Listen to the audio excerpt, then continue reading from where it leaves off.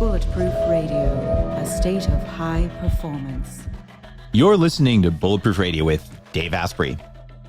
Today, you're going to hear from a guest who's going to help you through some of the weird, challenging times that we're all dealing with right now. And if you're listening to multiple episodes, which you probably are, you've noticed that I've brought a few people in this year who can really make a difference for you. Because my assumption is, look, you may have lost your job. You may have had a pay cut. You may actually be doing really well because you already had an online business or because you're focused on health and wellness or whatever else. But whatever it is, you're stressed and you're making sure you have something in your back pocket because, frankly, no one knows what's going to happen. And uncertainty drives fear, and fear makes it harder to think.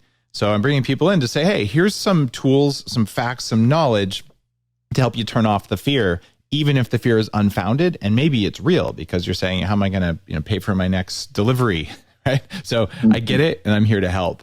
And I'd love it if you just hit me up on the comments on Instagram if you have specific things you want to hear more about. And our guest today has a way to make sure your personal and your professional lives don't just do well, but they actually thrive. And it's a guy who's a very big name, and his name is Kevin Harrington, and you've probably seen him online or on TV. He's been all over the place, and he wrote a book after phenomenal success. He's the original shark on Shark Tank. He created the infomercial. He created the As Seen on TV brand, and he started a group called the Entrepreneurs Organization, or EO. And I'm actually a member of YPO, which is a close affiliate of the Entrepreneurs Organization. YPO is for Young Presidents. And what Kevin's book is about, the reason he's on the show for you today, is finding a mentor and what that can do for you. I would not be here today without mentors. We don't talk about it enough. And this show is going to be about how you can find a mentor or be a mentor. Kevin, welcome to the show. Hey, Dave, thank you very much. Looking forward to it. Do you ever feel really full of yourself when you introduce yourself and say, yeah, I'm responsible for $5 billion of global sales and I've launched 500 products? And do you ever just look in the mirror and go, is that me? Well, I'll tell you this. It's great to have the big hits that work, but what people don't realize a lot of times is I might have had 10 or 15 or 20 bombs to get from one winner to the next, okay? So it's very humbling to fail on a regular basis, okay? So I've done about 700 projects. I've failed on about 550 of them. So, and that's putting money against things that you think are going to win. You believe in them, and they don't. So it's a very humbling experience. And by the way, some of the biggest winners weren't ones that I necessarily projected were going to be the big winners. They just, like we would be shooting an infomercial. We'd say, hey, we got one we're doing. Let's add another one to the tail end of that one. And the one that we were doing, we thought was the winner. The tail end one that we just threw in for the heck of it ended up doing $200 million in sales. Like it's crazy that how things work, but we don't have a crystal ball. We do the best we can. Wow. So you don't really know. I remember the Ginsu Knives, which you created. I had a set when I was probably 20 or something. Did you know that was going to be a winner? So, I mean, this is how that came about.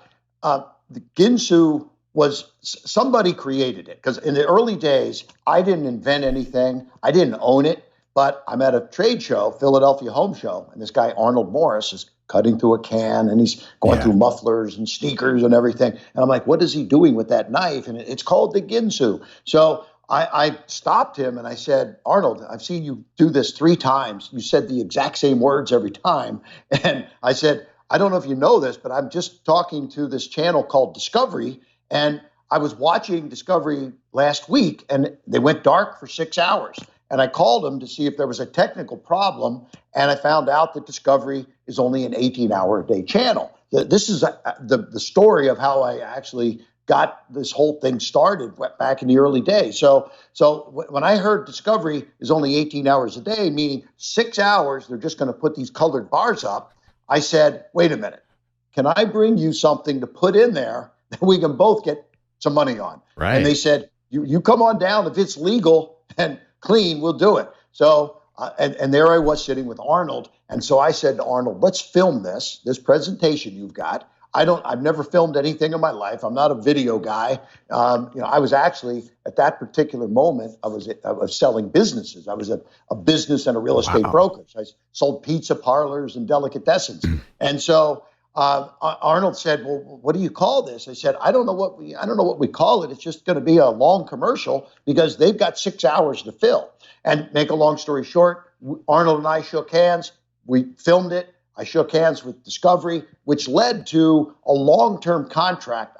After we tested in Cincinnati, Ohio, where I'm from, and where all my initial stuff started from, and then I moved to Philadelphia, I had a chance to get all this time on Discovery locally, but then I went to the national Discovery, signed a multiple-year deal to own that 6-hour block nationwide on Discovery, that was a big breakthrough for me. Wow. And this was back in the early 80s. And that time, just that block on Discovery was generating tens of millions of dollars in sales annually. And we weren't paying anywhere near that for that time. So it was a very profitable start. You spotted an opportunity and you went for it. How many books have you written? So that was almost 40 years ago. I mean, you have a pretty good track record over that time. How many books have you written during that time? Only a few. My first book was actually in 1990 with Wiley and Sons, and the Gulf War had hit back then. Right. And I say I've had a little bit of experience with really bad situations like pandemics and the COVID crisis, because I was sitting with a team. I've had about 50 employees, and we were running infomercials all around the world in 1990. We were in Europe, we were in Asia, we were in Latin America and the United States. And when that war hit, boom, our sales just almost stopped. And so I wrote a book. That book, in fact, this is my very first book. If you don't mind me showing a few. Sure, so that was 30 years ago. I love it. 30 years ago, 1990. Oh my God, I had that book. Okay. I recognize that cover. That's me. Wow. I was just graduating high school when I had that book. It was 6 reprints. It was a big release by Wiley, and it took off because I said, you don't have to quit your job. Get a side hustle, right? So they didn't call it that back then, but yeah, okay, get a side hustle. We didn't call it that back then. We called it a spare time business opportunity. Okay. So that book, Kevin, I have had a side hustle since I was a senior in high school, and you did that. Wow, I didn't connect your name with that book, but that title, that cover really resonates. Amazing. Okay, so that was 30 years ago. 30 years ago, and then I didn't do anything for many years, and my next book was called Act Now, and this is a very interesting story because I was hanging out with. I've had a lot of mentors in my life, and I say my first mentor I got when I was 11 years old. Happened to be my father, Charlie, but he was a bartender, saved up enough money to open up Harrington's Irish Pub, and he said, "Kevin, I'd like for you to help me out and come on in after school and on the weekends." But I wasn't just washing dishes and serving chicken wings. He would bring me back and when he closed the books out and supplier meetings and had me in at 11 years old, which was pretty impressive. Yeah. My dad, he wanted me to be an entrepreneur. So he pushed me to start a business when I was in high school. And then when I was going from my senior year into college, he said, "Hey, look, you're number 4 of 6 kids. And the bar business has been okay, but there's not enough there to pay for your college. So you need a full-time business now." So I started a heating and air conditioning company my senior year of high school going into college. Wow. And by my sophomore year, I had 25 employees. We had 6 trucks going out every day, and I had to drop out of college. But I was buying leads from the courthouse of all the new homeowner transactions. And again, this goes back, about 40 some years ago, right. 45 years ago, something like that.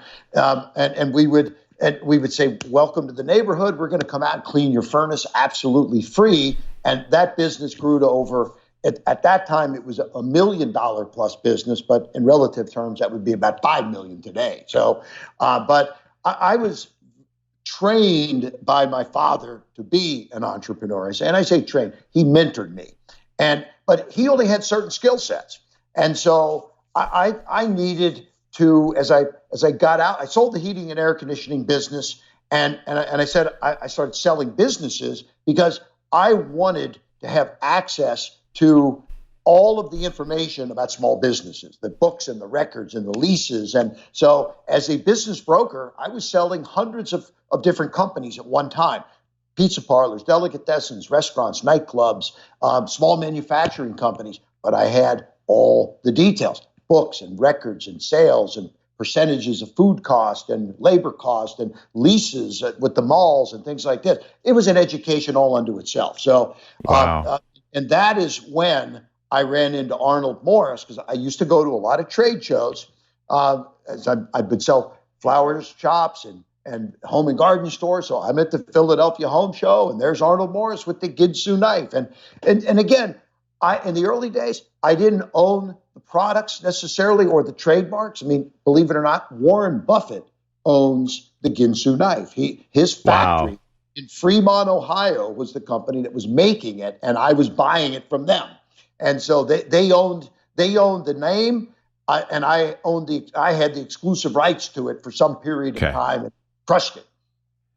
That makes a lot of sense. So you've had mentorship your entire life, and then you became a mentor once you really got known. You got it known what you were doing. You understood it, and then you've taught a lot of people. But you've actually been very sparse in what you share about how you've done it. And you just came out with your book. This is the reason I reached out to you. Is Mentor to Millions, just coming out, is about that mentoring process. So you grew up with a mentor because your dad's like, hey, sit here and do this when you're 11. Right. And what I like about the book right now for people is that there are so many people who just don't have a clue. And I'm going to tell you a little story, because this is how important mentorship is. Way back in the day, when we didn't have the word e-commerce, I was a 46-inch waist kid sitting in my dorm room. I needed to pay for school, and they jacked up my tuition by like 900% or something. Wow. And I'm like, how am I going to do this? You know, my summer job putting parts in boxes at a warehouse isn't going to cut it anymore. And so I started selling t-shirts, and I sold them over this internet thing before there was a web browser. And it turns out that was the first thing I ever sold over the internet. I got my fat picture in Entrepreneur magazine and all this stuff. And what I did though is I said, you know what? I'm so tired of picking up checks, taking them to the bank. There was no e-commerce payment mechanisms back then. First Virtual was the first one. And that was still 2 years away. And I said, you know, I'm just tired of putting t-shirts in bags. Like I got studying to do, and I just quit. Right. All I had to do was hop in a car and drive 80 miles to Silicon Valley and get funded. And this would have been before Amazon was funded. I mean, it was right there for me. What I didn't do was ask anyone for help because I didn't know to do it. And then Mark Andreessen, same time, he's like, oh, make this browser. Like I'm writing reviews of his browser that are published nationally. And he goes straight to Silicon Valley, and he gets a mentor, the CEO of Sun Microsystems, who teaches him how to do it. And he's like a multi-billionaire, and like I'm not doing too bad, but he's like 100x better because of mentorship. And I tell this story maybe once a year on the show. So long-time listeners are like, Dave, shut up. I'm like, sorry guys, a lot of people haven't heard that. But the point there is that if someone had gotten through to me when I was 20 and just told me get a mentor and how to do it, it would have been more important than having a side hustle. So your book is the manual on how to do this. And I want you to teach listeners now, how do you go out and find a mentor? Okay, great question. So here I was, and I'm going to go fast forward from my father into, I was now in the business of selling products on TV. I owned As Seen on TV Inc., AsSeenOnTV.com, and we had thousands of products on these websites. And by the way, AsSeenOnTV.com was an amazing business because I didn't have to spend one dime of advertising, and we were doing tens of millions of dollars in sales because it's where everybody went. They Googled into their Google search As Seen on TV, and it would end up at our site. But the problem I first had, and this is going back to the early 80s, even during the Ginsu days, I was getting massive amounts of orders. And I was sitting with 40,000 orders that I couldn't fulfill because I didn't have the capital for the inventory. Right. So we cut the deal with Discovery. They're running these shows like crazy. Orders are flying in, and how am I going to? I call the factory, and now Ginsu's came out of Toledo, so we didn't have as much problem there because we could place an order and get a turnaround in about 2 weeks. But when we were doing these hand-hammered Chinese woks out of mainland China, it was cash in advance up front, and then you're going to get it 90 days later. So I went to 5 banks, and I showed them my business. And I said, I've got a nice business, and this is a new business model, selling products on TV. And make a long story short, there was no assets behind this company. And the banks are like, look, there's nothing that we can really attach. We need assets, right? So I got turned down by 5 different banks. And then I was very upset because I said, if I just had money, we were doing $50 million a year at this particular time.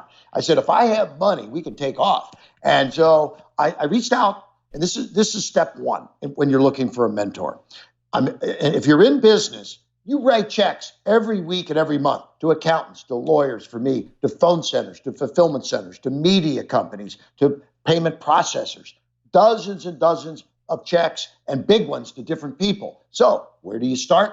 Who's going to benefit if you grow your business? Those people that you write checks to, the accountants, the lawyers, they're going to be dealing with a bigger business, more sales, more monthly fees that they can charge, et cetera. But they also want to help you.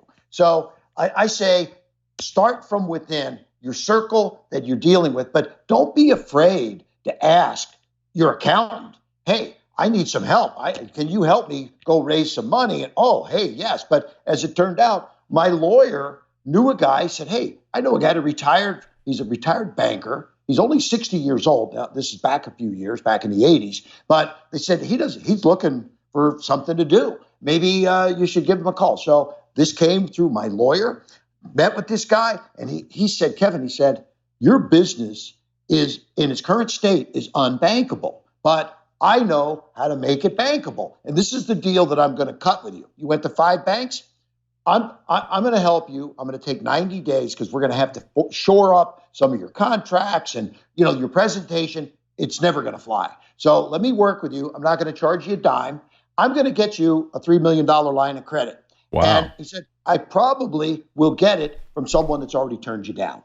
And so I said, well, I've got nothing to lose. Let's go. And he said, and then when I'm done, we're both going to sit down and we're going to see if there's some future relationship that we want to have. But it's based on the fact that I was willing to help you for nothing, no charge, just me being a mentor to you. And I said, let's do it. We shook hands. 90 days later, $3 million in my account on a line of credit.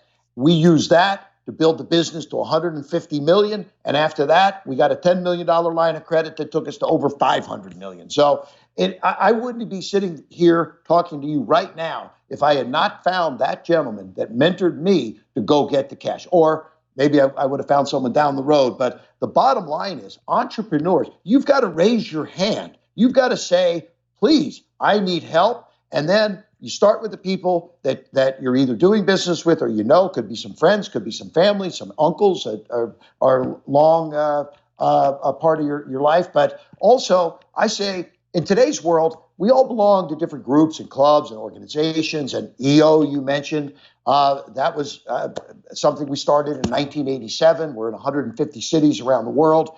And so when you join EO, you actually get a group of mentors that meet with you on a monthly basis, right? So we said this is important. Young, and actually EO started as YEO in the very beginning, and we said you can't be over 40. And then when Vern Harnish and myself and a couple of us, Ted Leonsis, I don't know if you know Ted, or Michael Dell, one of the guys, we got up in our upper 30s. We said, well, we better change the YEO to EO and make it 50 years old. So we did, and so YEO morphed into EO and is now, it's been great, but they give you mentors. And I think a lot of people may not know about that group. What are the requirements to get into EO? You have to have a business of some size. $1 million in sales. And which is, it's a qualifier because they don't want people in there that are tire kickers and people that are thinking about starting a business. The entrepreneurs, yeah. They want people that are in business. I will tell you, if you're listening to this and you're an entrepreneur, and I know there are a lot of entrepreneurs because I kind of speak to entrepreneurs because that's what I am. If you're not a member of either EO or YPO, which has a higher level requirement there, you're missing out, because I've learned so much from people. I remember one of the guys, I'm not going to call him out here because I don't know if he'd want me to, but I was having a problem with one of my employees. And I knew it, but I was also kind of like, maybe I could fix it. And so he literally looked at me and he said, hand me his phone. And he said, are we going to use my phone or your phone to fire the problem employee? And I said, what do you mean? He said, look, how do you think I got to $500 million, Dave? He said, you have to do this. And the longer you wait, the more it's going to punish your team. Like, it's not working out. It's no one's fault, et cetera, et cetera. All the stuff that every entrepreneur has to hear, right? And this was one of those things where I already knew it, but I wasn't acting on it for whatever my own psychological reasons were. But man, you can't buy that, right? And he would have never let me buy it. It was literally an act of kindness and service from his perspective. Yeah. But man, it was something I needed to do. Yeah, exactly. I look back. It's so important. Some of the other places, Dave, like some of these, the Joe Polishes of the world. Joe's a dear friend. He's been on the show. Yeah. Yeah, genius, right? So I hit a point where I said to Joe, Joe, I don't know what to do. This As Seen on TV business it's going downhill because television viewership is dropping. And he says, hey, you probably would like to talk to a mentor. And he said, what are you doing in about 6 weeks? And I said, what do you got in mind? He said, why don't you come down to Necker Island with me? I'd like to introduce you to Richard Branson. And so I said, hey, what am I doing in 6 weeks? I'm going to be with you at Necker Island. So I went down there and I'm sitting talking to Richard, and he's like, I've seen those As Seen on TV spots and that Billy Mays guy and Tony Little. He said, but Kevin, he said, you built Billy Mays' brand, you built Tony Little's brand, but did you ever build your brand? And it hit me like a ton of bricks. Like, I was making money on these deals, but no, I never built my brand. But Tony Little's brand is worth, I don't know how much, but he's done pretty well for himself, right? So I came out of there and I said, I got to start writing books again. And that was the chance for me. I came out of there, wrote my next book, with HCI International, the guys that did Chicken Soup for the Soul. And that book came out. It was called Act Now. And I was doing a lot of radio shows, like, we're talking, today, podcasts and stuff. But who was watching? Mark Burnett was watching some of this stuff out there because I was creating content and getting out there. And so I say to myself that getting good advice, because I was up to this point, you said, how many books have I written? 1990. And then that book was, Act Now was 10, 12 years ago. And so that was my next book was 20 years. So 3 books in 40 years of success. So I would say you're waiting until you have something meaningful to say. And look at how you went about getting Richard Branson as a mentor. Not that you call him all the time, but that you needed advice from someone. Gee, has Richard Branson built his brand the same time he built many companies with Virgin in the name? Heck yeah, right? Like, he mastered that. But most people here, like 46% of people, according to research you talk about, research in your book, say they have a mentor. The other 54% don't have a mentor at all. They don't, or a coach or anything else. How are they going to get a mentor? So I think it's important for entrepreneurs. First of all, I said, raise their hand. They have to say, yes, I need some help. And once you do that, then the question is, how high up the ladder can you go? So I like to go as high as I can, but I can tell you stories that predate before I was ever known anywhere, that I was aggressive enough to be able to go and make things happen. So, but I think, I'll give you one other example. A gentleman came in looking for some capital, because this is what I say. That's what you do at Shark Tank, right? Why do people go on Shark Tank? They want money, or they want some help. They want some advice. They want a mentor, really. Or publicity. Okay? Let's face it. Yeah, publicity on ABC Network. Yeah. So this guy comes in, he sells products to the military. And I'm like, okay, so what's your problem? Because mentors focus on problems and solutions. And his problem was he had great products, but he would get to certain points inside the military, and then he couldn't get any further, and he was getting shut down. So I'm sitting there and I'm thinking, okay, how do you get to the highest level of the military? And so I live in Tampa, Florida, St. Pete, Florida. MacDill Air Force Base is here, Central Command, and they have retired generals out at MacDill Air Force Base. So I said, why don't we do this? Let's find out if there's some retired generals that might have a business model to consult businesses and become mentors to companies. And by the way, that's what they do. A retired general, right. Their business model is consult 8 or 10 companies, get on boards, become an advisor, get some fees, get some equity, build your, they have a brand unto itself. So Make a long story short, we did that. We got him on board. He became a consultant mentor to the company and opened up all the doors. I mean, it was mind blowing how fast and furious we were able to get to the higher levels inside the military, down at the AFES down in Dallas, by the way. So I think one of the challenges entrepreneurs have is they're afraid to do it. They don't know what to say or where to go. And sometimes you just have to raise your hand and just go for it. And for me, that's kind of how it all started back in the early days. I mean, also I had Zig Ziglar as a mentor along the way too. And this was back long before I was ever on Shark Tank or anyone even know who in the heck I was, right? So because Zig was a good man. I mean, I'm sure you ran into Zig over the years. Absolutely. Here or there. Very famous guy. Yeah. So, but at the same time, it's when I was going through this transition from as seen on TV, and I actually realized, and I had a meeting, and I called. This was another one that I called out of the blue, Russell Brunson, and long before ClickFunnels, really before Russell became the guru that he is today. Yep. I sat with him. This is about 8 years ago. And I showed him what I was doing. He said, Kevin, that TV stuff, he says, you've got to be in the digital world. And you've got to be, and he's talking about this funnel stuff. And I didn't know what he was talking about. But make a long story short, I realized I've got to get out of as seen on TV as my sole way of moving products. And so literally what I did, I sold them. I sold As Seen on TV Inc. I sold AsSeenOnTV.com, got out at a very nice number, way more than I had invested or paid for them. And so I was able to get a return on that, but then get out at the right time because television time, the viewership it's plummeting. I mean, it's no secret. They're on Facebook, they're on Instagram, they're Disney Plus signed 100 million subscribers in its launch. I mean, that's crazy. It's unbelievable what's happening out in the market. So make a long story short with Russell, this is the beginning of what I started to do. And I actually tried to put a deal together with Russell to be in business with him in the digital way, but he was already encumbered with a bunch of different deals. But I brought on a team of very talented young, I mean, these were kids in their low to mid 20s and that were just, digital, really gurus, so to speak. And I started 8 years ago in the world of Facebook and Instagram and digital and things like that we were able to have some good success with.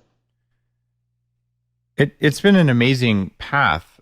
And I'm not sure that I quite hear, though, how you had your first accountant, but how do you go out, let's say as a 20-year-old? This is the hardest time because I get some people who they just finished high school, they're a little bit of the way through college, and they'll hit me up on the DM on Instagram, like, hey, will you be my mentor? And I'm like, actually, no. Right. And it's not that I don't want to help you. I actually really enjoy mentoring people, but it's that, I don't know you. I don't know what you're working on. Your pitch sucked. Right. And I'm probably going to say no anyway, unless you've already got something you can show me that says you've done something different or you have this unusual ability. But those guys definitely aren't getting my time and attention just because my kids are getting it. How would you tell someone, based on your book about mentorship, how would you tell someone who doesn't have a lot of experience to go out? How do they know how high up the rung to target? What do they say? What do they do?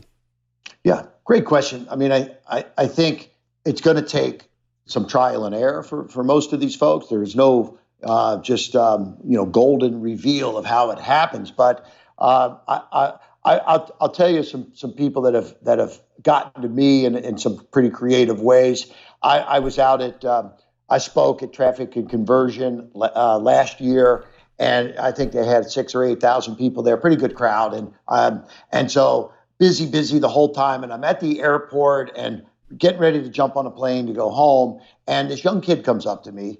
And he looks at me and he says, Mr. Harrington, he says, I know who you are. I've been following you. I was at the show today. You were so busy. I would have loved to have been able to get you. But I just want to know if I have $100 bill and I'd like to give you that for 10 minutes of your time. And so this kid's sitting there in the airport giving me this pitch and he hands me the $100 bill. Okay.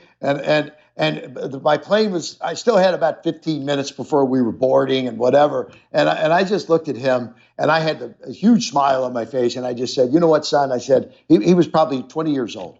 And so I said, take your 100 back. That was a great pitch. And let's sit over here and let's talk. And I've been giving him some mentoring ever since then. And so I think it's, you said it, you got to have a good pitch. And there's a couple things mentors want. Number one, I've mentored people that after the first session or the couple sessions, and I'm getting with them the next month, and how do we do with with updates? Can you give me an update from our last meeting? Oh, well, geez, I've been so busy, I didn't get a chance to do some of those things that you said that I should be doing. And it's like, hey, look, if I'm going to take my time and you don't have the time to do what I come up with, then I'm out. Okay. So I say a mentee should be the mentor's best student.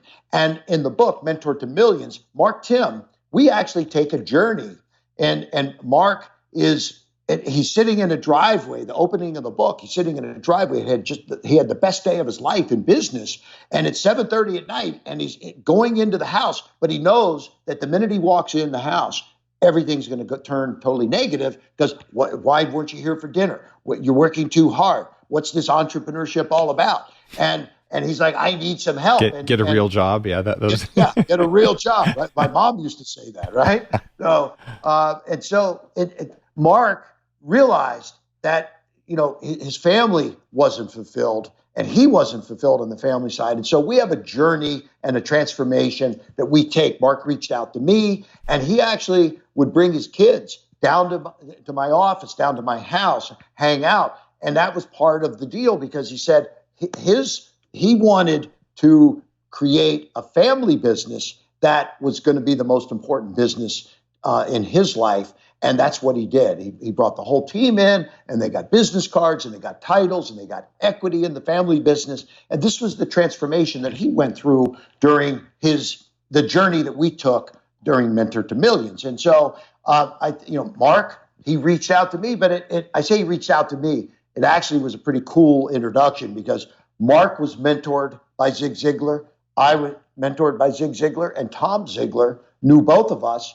And Tom reached out to the two of us and said, you guys should be talking because I think my dad would have loved for me to put you together. And so our mutual mentor ended up creating the mentor-mentee relationship between us. So I think that, again, you need a good pitch.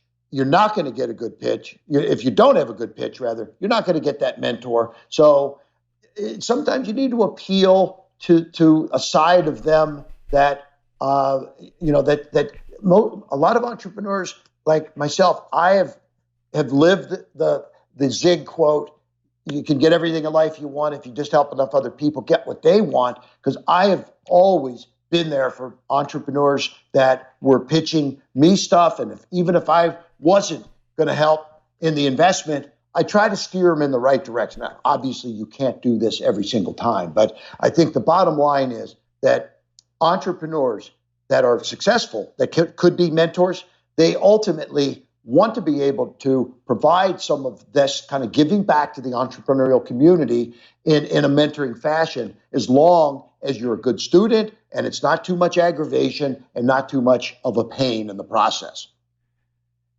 I look at how you approach saying you need a good pitch. And it seems like the art of dating has been lost thanks to apps and whatever else, not to mention COVID. But I've talked to family members, I've talked to friends who are in their early 20s, and it's like, oh my God, how do I ask this girl out? How do I tell this guy that I like him or whatever? I'm like, well, you just go up and you tell him, and if they don't reciprocate, it's sort of like, do you like pizza or tacos? And the answer is, oh, well, you like tacos, they like pizza. It's okay. It doesn't mean you're bad. It just means you're pizza and they don't like it. Like it. But that sense of fear that's there, and the way you get over that is you just ask enough people out. Eventually, you're not afraid because some say yes, some say no, and it's good either way. And you also polish up your pitch. I'm not talking about the PUA, manipulative, pickup artist kind of disgusting stuff. Right. I'm just talking about learning how to do it.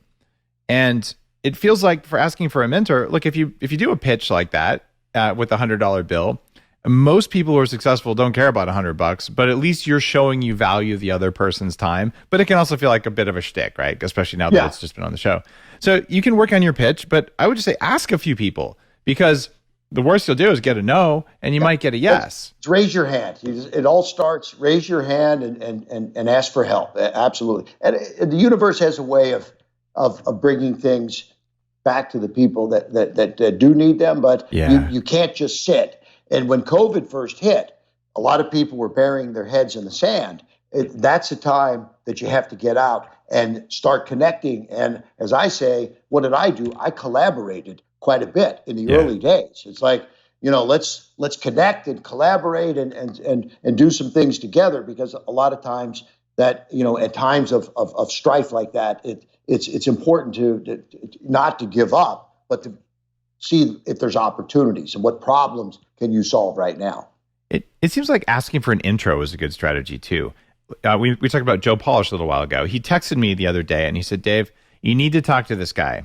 He's the same age you were. I was 26 when I made $6 million. I lost when I was 28. He's like, this guy literally was worth nothing, and all of a sudden he's got a company doing almost $20 million a year in revenue, and he doesn't know what to do. So I'm like, wait a minute. I get to get on the phone with this guy and tell him how to not lose all of his money the way I did. And for me, it's like, this is fantastic. What a great match. Thanks, Joe. Joe's like the ultimate business matchmaker that way. But so we've had like 4 or 5 phone calls just in the evening sometimes. I'm like, oh my God, you don't have this kind of insurance? You need to do this, right? And like, oh, don't do that. And just all these things that are now obvious to me. So the reason I'm sharing this, A, thanks, Joe, but B, it is so cool to be a mentor when it's someone who's going to really not step in a big pile of crap that you stepped in your life. Right. So I got to give you a good example. I got a call from Joe Polish. Hey, you got to meet this guy, Nick Sonnenberg. I don't know if you've heard the name. Yeah, Nick is going on Shark Tank. And he said, can you mentor him on how to deliver a good pitch? And so, I mean, that's right down my alley, obviously, right? So, because I've gotten many folks been able to help them get on Shark Tank by teaching them how to make those pitches, because I'm on the other side of taking the pitches. Right. What is it that we look for in a good pitch, and what are the producers looking for? Because we'd hear all the horror stories of people that weren't getting accepted and those that did. But make a long story short, Nick came back afterwards and said, Kevin, thank you. I actually used your advice and not only got the show, but got the deal. And I think the deal blew up eventually. But anyway, I love helping in areas that are specific to me. So I think sometimes the question from a mentee is, what is the problem or problems that you have, and who might be best suited to help you with this? Because if it is in the skill set of the entrepreneur that you're approaching to be the mentor, it for me, hey, to help somebody get on Shark Tank, that's a pretty easy situation for me to do, and one that I actually enjoy. And when I get people that call me that want help, when it comes to getting on a show like that, I like to. It's something I jump to, because I have fun doing it. And it's an area where you're uniquely qualified, right? And so that asking for an intro is a powerful thing, I believe. But I wanted to gut check it with you. And then on the flip side, I look at the statistics for Bulletproof Radio, and we're somewhere around 180 million downloads right now. and it's about 55% women, 45% men, which is pretty cool. So we're like right in the middle. And it's a little bit weighted towards 25 to 35, but there's people from all the different age groups and all of that. Just because hey, I want my brain to work better, I want my body to work better, and I don't want to spend a lot of time on it. It's a universal appeal. So for the people who are over 35, most likely, who are saying, you know what, maybe it's time for me to be a mentor to someone. I don't know how to do the flip side of that. So how do you raise your hand and say, I'm happy to help? Oh, that's a good question also. I mean, first of all, there are lots of organizations that could use good mentors. So we talk about the Entrepreneurs Organization.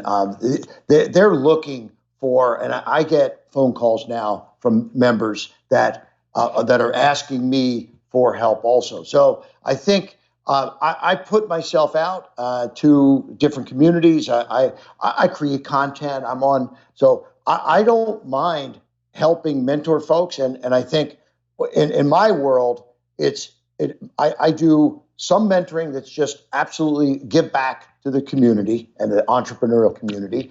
In other cases, I'll have a mentoring kind of relationships where there might be some kind of a benefit for myself. So, for example, I joined the board. I mean, this is a crazy story. You may know this product. If you're familiar with the company Celsius. Yep. The energy drink. Okay, it's supposedly there's clinical studies that have that talk about the ability of it to burn calories, 140 calories for somebody that drinks it. So they came to me. The CEO of this company used to work for me. And he reached out to me as a mentor to start. And can you help? Because we're just getting started. This is 6 years ago. And the company was a small public company. They had 5 million shares of stock, and the stock was 10 cents a share. And so I started looking at what they were doing, and they were competing against Red Bull and Monster. And I said, that the retail side of the business, that's going to be very competitive because you're talking about Publix and 7-Eleven and CVS and Walgreens and all the retail distribution. That's one form you have to go after, but we have to also take a look at direct to the consumer and influencers. And by the way, fitness influencers, for example. So I brought in Flo Rida, who then brought in Khloe Kardashian, and now we started a whole separate path. And by the way, they then said, hey, Kevin, will you join the board? And we're going to give you a bunch of stock and all of this. And so, yes, I did. Well, let's fast forward now. The company had 50 million shares at 10 cents, $5 million market cap. The company just hit $1.4 billion just this past week in market value. Okay. And so, I mean, and most of that growth, the stock was $5 a share in May of this year, but from May to September, it went from 5 to 20. Why? Because we were focusing and pivoting with engines on the direct to the consumer side of the business. So fitness influencers were just crushing it for Celsius. And so while COVID was hitting and people couldn't find product in stores that were shut down, the direct to the consumer, the Amazon channels, et cetera. And again, this is my skill set. So, and again, this happened from somebody that just reached out knowing that I would give some advice, but I took it to the next step and said, okay, maybe I'll join the board and now have some compensation. And by the way, I mean, when you talk about a stock going from 10 cents to $20, these sometimes mentors can end up with some very lucrative situations when it's all said and done. You certainly can. It's never been my motivation.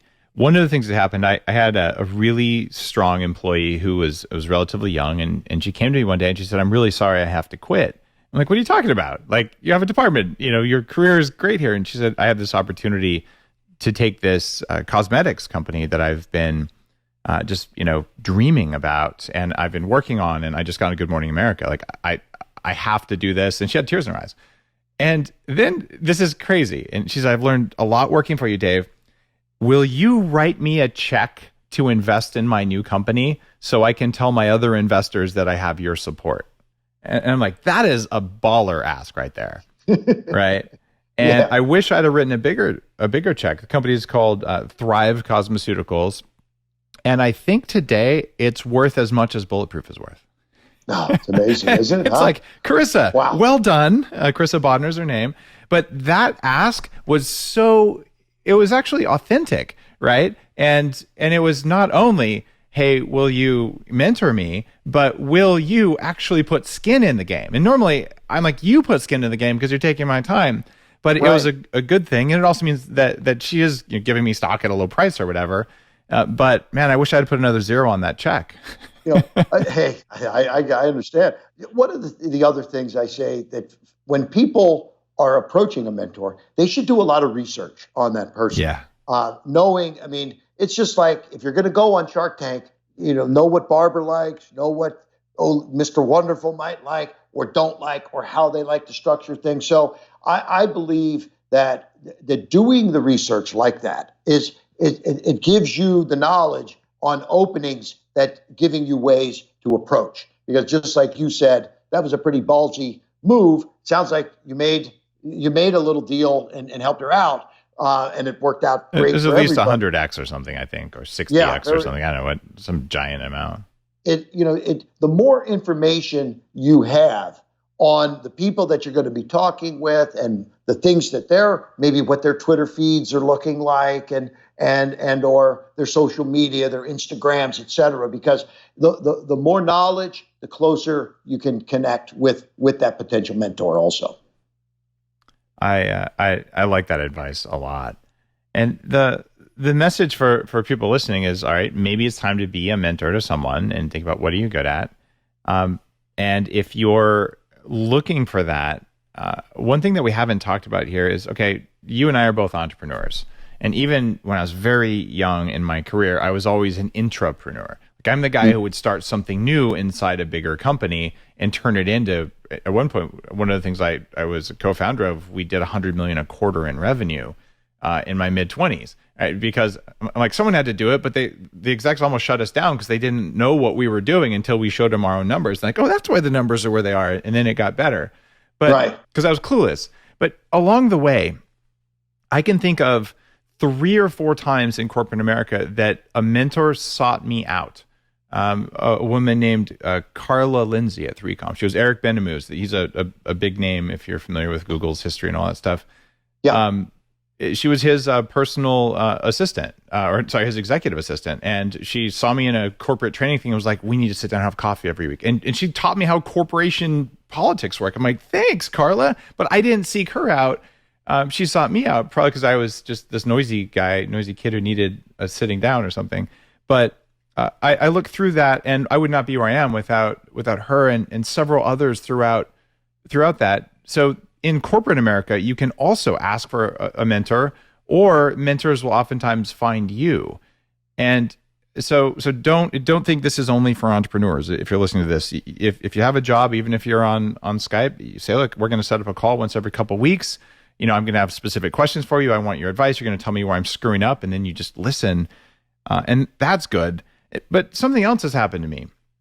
I'm thinking now, guys like Joe Polish, right? He reached out. Actually, it was an introduction. JJ Virgin introduced me, but he reached out and really formed a relationship and gave me great advice. And then Jay Abraham, same thing. He called me up and said, Dave, we need to sit down. I'm like, I read your book when I was starting my company, Jay. This is just an epic marketing guy. He's been on the show, I think, twice now. And he ended up talking to everyone in my company about how to make a big difference in people's lives. But he reached out. We've become friends. He's a mentor. And then same thing, Dr. Barry Morguelan on more the energy medicine side of things, who's been on the show. But these are relationships where I don't feel like I sought them out as mentors. I feel like they almost did the heavy lifting. And what I want to know, based on you, because you have more experience than I do. So is it because I'm weird, or is it because they're like uber mentors? Like what's going on there? I'll say this. I think, how many years ago was this? Was it 5 years ago? Jay and Barry, like about 5 years ago or so. So, first of all, you've created something very unique in the marketplace. And as you've taken off, some people guys like Jay, Jay is a very smart guy. And so he's saying, I'll bet you that Dave is running into things that I've already seen, and I can reach out to him. So there is, that happens. Yes, Jay is an Uber mentor for sure, because I received similar phone calls from Jay. Okay, so he's just a helping guy, right? But he said there are some people that are just very nice like that, right? And Jay happens to be one of them. But I think I'm a big in my direct response world. I have a formula that I use for pitching, and it's called tease 'em, please 'em, and seize 'em. Tease by starting with an attention-getting problem. You please by solving the problem with some magical transformations and maybe some great testimonials, and then you seize by having an irresistible offer. So that process, tease 'em, please 'em, seize 'em, is I think if you're a mentee and you're trying to get to a mentor, you've got problems that you need solved.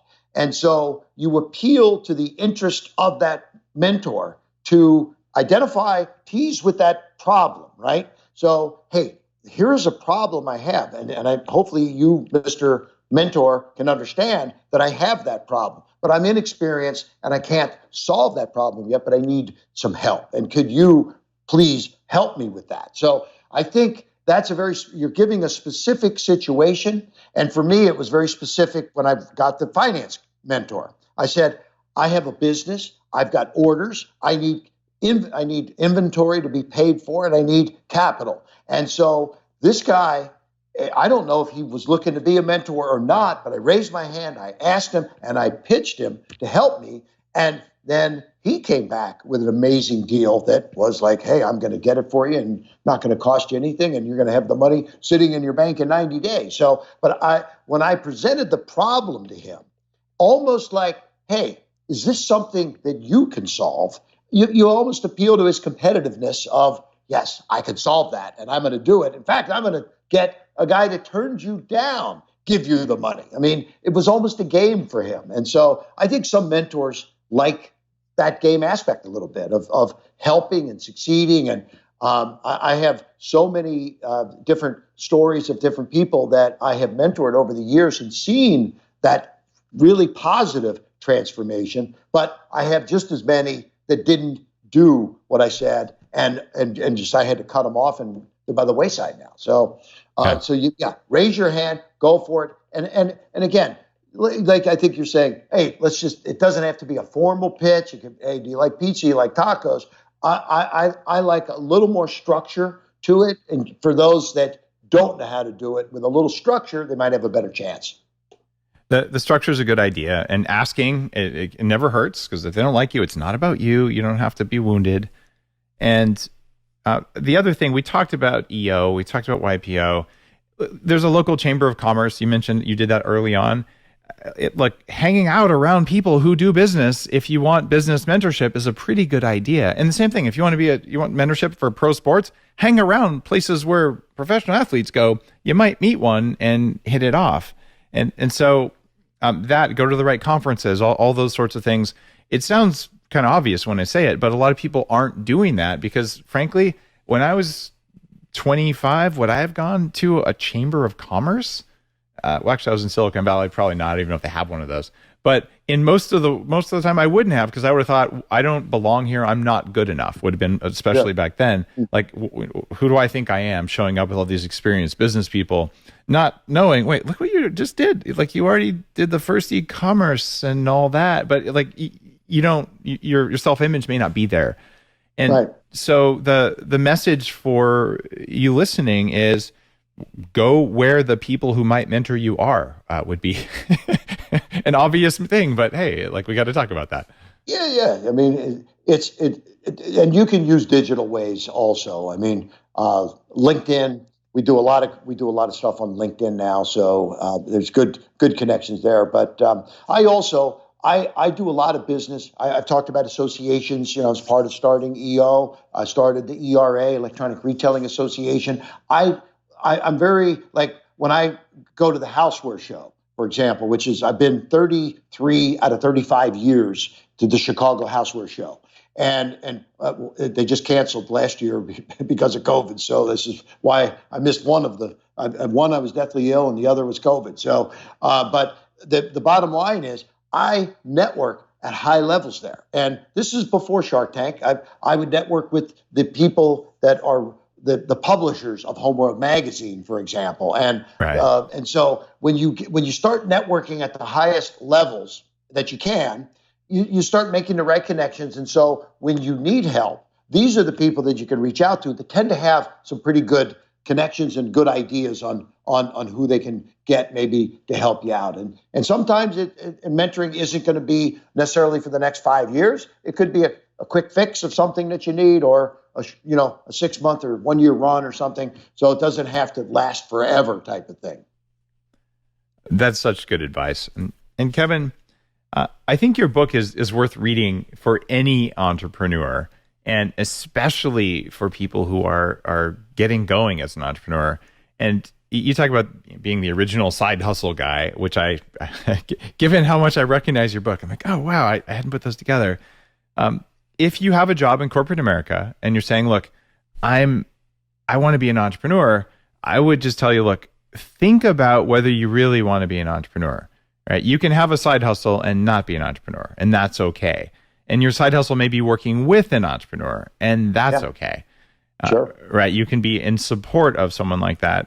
But having a side hustle is something that is more important now than ever before. So you might as well start thinking about that. And I will just share with you, as a listener, since my teens, I've always had a side hustle.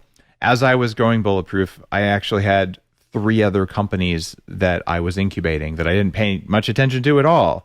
So that when I hired a CEO for Bulletproof and became executive chairman and founder and evangelist, I have 40 years of Zen, and I have TrueDark, the glasses company, and all that stuff. And they're all ready to go, because even at a successful level, a side hustle is about doing what you want to do, right? And could I have done those things if I didn't have good mentors? No.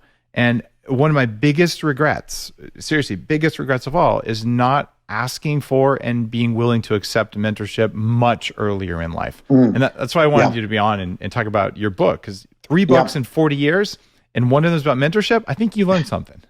I mean, I was an egotistical entrepreneur when I first started, and I'll never forget having a conversation with my accounting firm when I was hiring a CFO. They're like, oh, you got to put a big budget on that because you're going to be a very big, successful company. And I'm like, but they wanted me to pay him more than I was getting. And in hindsight, that was a smart move probably for me, because I own the company, right? My value isn't in my paycheck. My value is in the enterprise value of the company. Let me get the best guy I can in finance. But I didn't take their advice, and I found the guy that I hired had a big box in the corner of all my returns that were coming in, and we were supposed to issue credits. And he's like, they're just, month after month, we had 60 plus days of returns, and the banks are screaming. And it's because this guy was so incompetent, because I didn't want to give him the money that he deserved. But I mean, not him, but you don't want to pay for the position, right? Yeah. So I'm totally the opposite now. I'm like, I want the best people that I can afford, and the best mentors that I can bring on. And I just say that the folks that are out there that are thinking, can I go get a really good mentor? I mean, you won't believe how many people approach the shark, okay, and say, will you help me?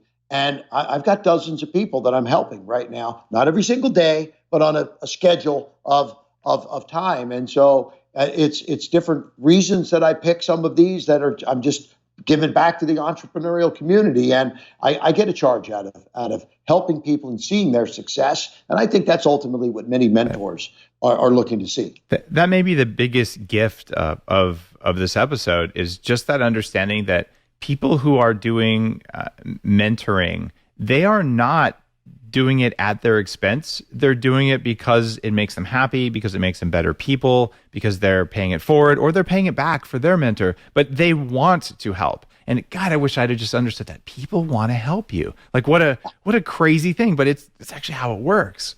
Yeah. So Kevin, thanks for writing Mentor Millions. It is definitely worth a read if you like the show and you're interested in how to get that extra help and just how to get inside the mind of a shark and all that. It's absolutely worth your time. And I wish you the best of luck. And I'm going to probably have to reach out for my next book and see how you pulled off such a win with this one.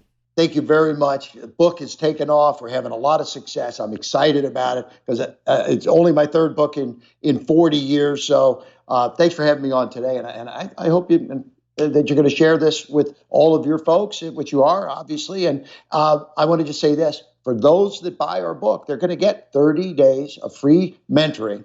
And it's very simple. You go to kevinmentor.com and 30 days of free mentoring. Myself and Mark Tim, we have live coaching, live mentoring. We have virtual mentoring and lots of videos and all kinds of great content we've created. So kevinmentor.com. And I want to thank you for having me and sharing this with your folks following you. Thank you, Dave. Appreciate it. Kevin, thanks for your work in the world as an entrepreneur. Thanks for being on the show. Guys, take advantage of a 30-day course from Kevin. That's a huge value. And we have no financial relationship or anything like that. This is just about you getting value so that the things that are top of mind for you right now, we can address those and you can get the stuff that you need. I'll see you on the next episode.